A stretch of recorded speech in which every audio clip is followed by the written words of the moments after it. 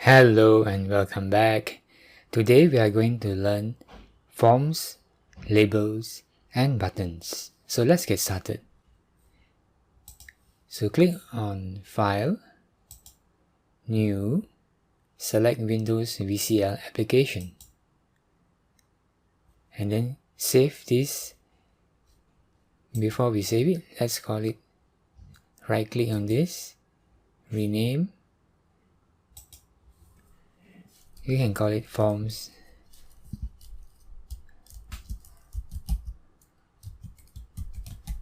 Labels, Buttons. Enter. Now we save it. Click on File, Save, click on Save, and then go to your C++ Builder Projects folder, open it, create a new folder, and then give it the name 02-forms-labels-buttons, and then open the folder and click Save. Now this is called a form. The form is a container for all your objects that you're going to use. And then over here there's a title. You can change the title by clicking on it and then go down to the object inspector, look for captions. So under captions, you can change the name to change the caption to Form, Labels, Buttons. Enter. And now you will see it has changed its title, caption. And now we are going to add a label. So to add a label, you can go to the palette on the bottom right corner, look for label, L-A-B-E-L, and the first one is the one that we want. So you can drag this, put it in here, and you can resize it by dragging the resizing handle. And the caption, you can change it to anything you like. Maybe you can say my label, then resize it again.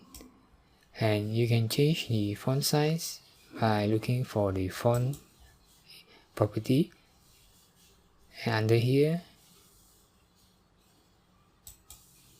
you can click on this 3 buttons and it will open up the font style as well as size. You can use bold. You can increase the size over here, and now you have a bigger font. Right, next we are going to put a button down here. So to put a button, just go to the palette and then key in button. Another way to look for objects is to scroll and search for it down here.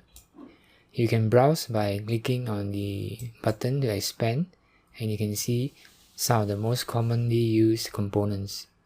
So let's say we want button, and we can search here and you can double click here, or we can even search it from here by typing button. So this is a button object that we want, so we can click on it, drag and put it in the form.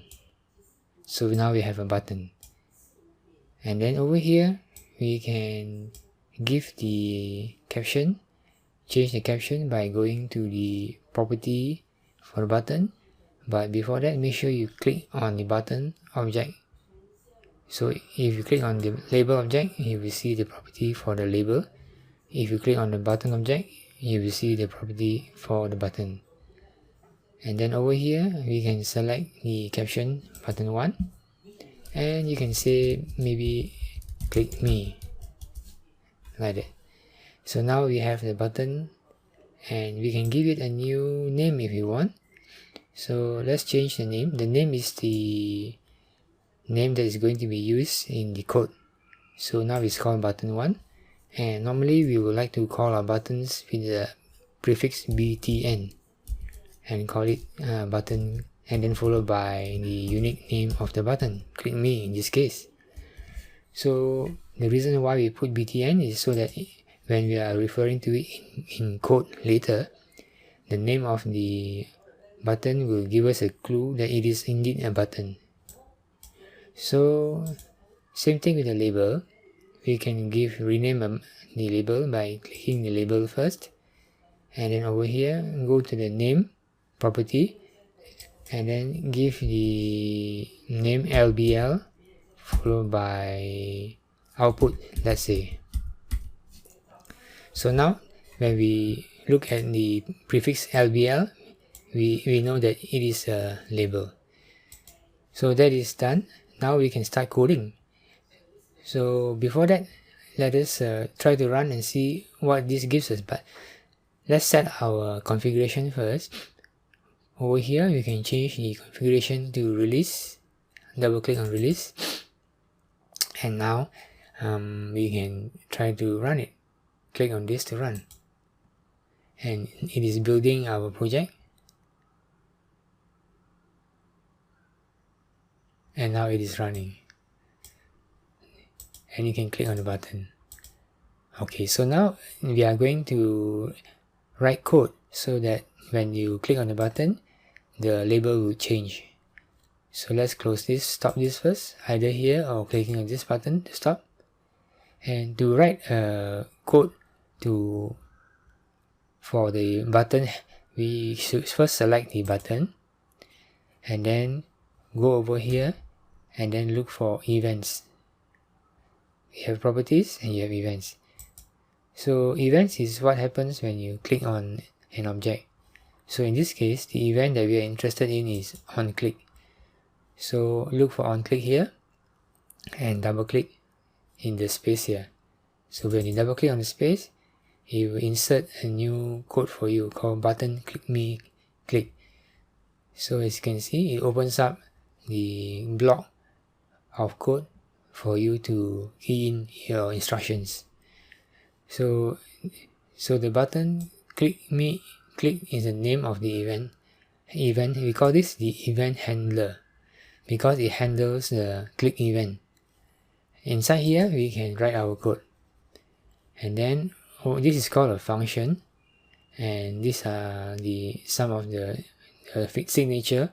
The signature of a function is what the function returns. If you see void here, it means that the function doesn't return anything. The word return means in programming to return a value. So in this case, we put void because this function does not return anything. And inside here is the parameter. The parameter is what you pass to the function when you call it. So in this case, the standard parameter is TObject sender. So don't worry about what this means. We don't need to know all this in order to use code. Same thing with this. We also don't need to know this, so we can safely ignore this. This is the name of the class. In programming, the class is like you can say a template from which you derive all your other objects. So this is a static class because you are calling the static function inside it.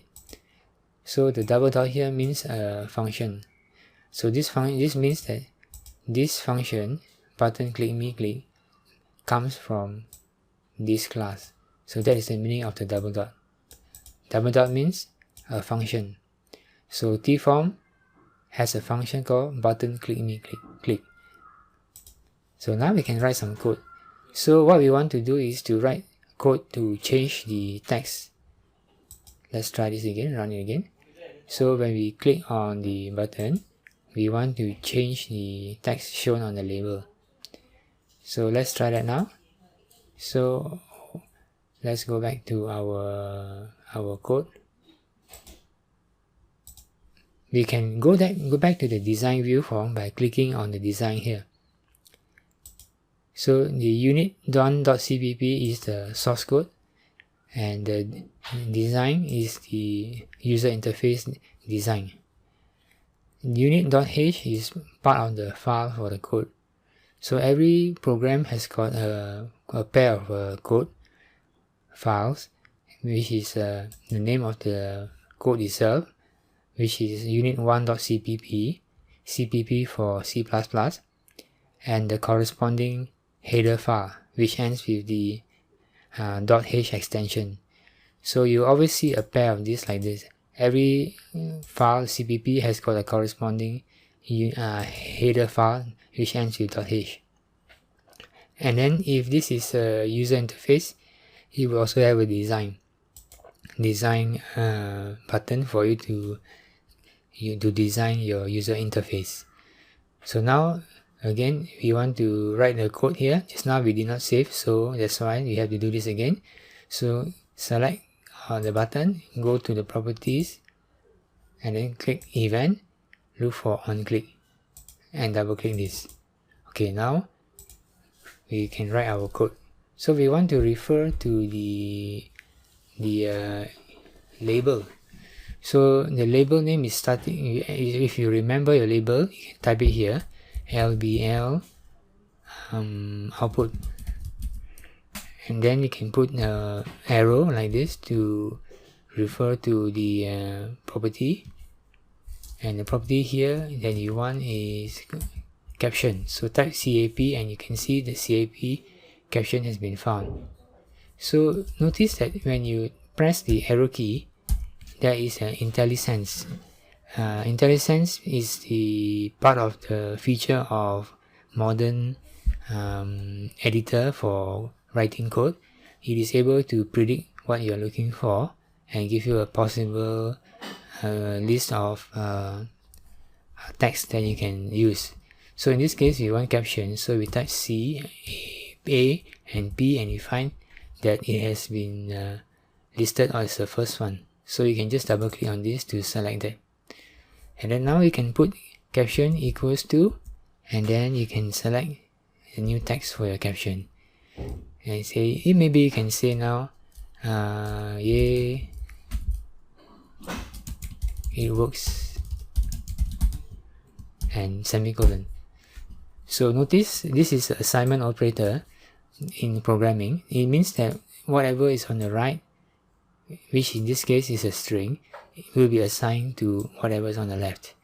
So as you can see, label output is the object, and this object has got a property called caption. So that's why you put this arrow. So this arrow is a member of operator. Member of is spelled like this, member of operator.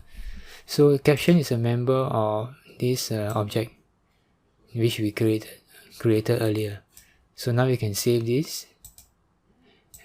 So let's go back to the design view, and then you can see there's a label there, label output. So if you ever forget the name of the object, you can always go back to the design view, and under the structure panel here you can see the name of your object. So you have two objects. Yes. So now you want to go back to the code, you can just click on this cpp here. Another way to go back to the code is to double click on this, and you can go back to the code for the button. So now let's test it out. Let's run it. Click on this and it changes. So just let me explain how this works.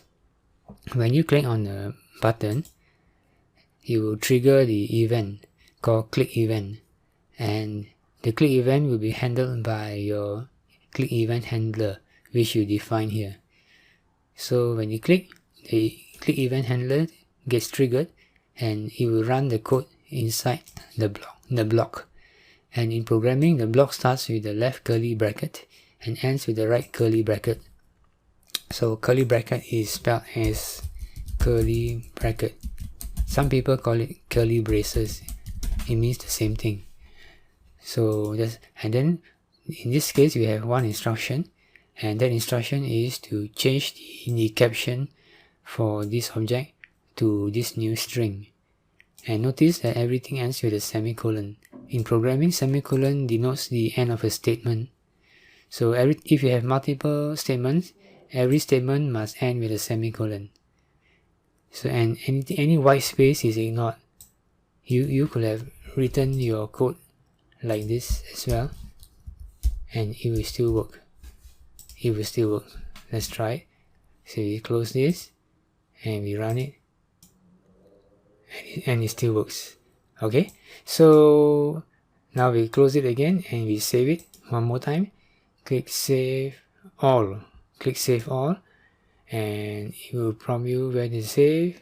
Click save, and then again make sure you're in the right folder. Click save again, and we are done.